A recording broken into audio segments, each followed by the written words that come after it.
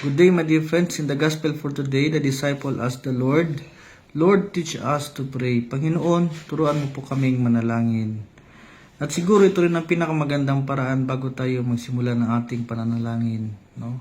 Hindi lang basta magsalita, kundi hayaan natin ang Diyos na magturo sa atin kung paano manalangin ng tama. Minsan kasi madalas nga tayong magdasal, pero puro petition prayer naman, puro hiling. Lord, bigyan mo ako ng ganito. Lord, pakinggan mo ang aking hiling.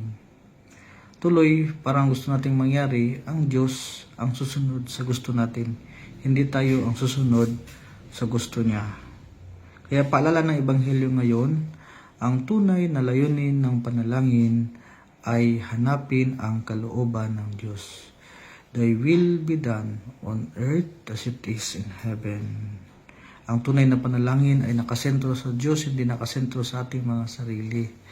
At kapag ganito ang ating mga panalangin, unti-unti tayong babaguhin ng ating panalangin na maging mas mapakumbaba, pagmahal, mapagpatawad, maunawain, kasi mas lalong lalalim ang ating ugnayan sa Diyos. Kaya mga kapatid, tanungin natin ang ating mga sarili, ang panalangin ko ba ay nagpapalapit sa akin sa Diyos? May nagbabago ba sa akin tuwing ako'y nagdadasal? At kung nahihirapan tayo manalangin, sabihin lang natin, Lord, teach me to pray. Teach me to seek your will. Amen.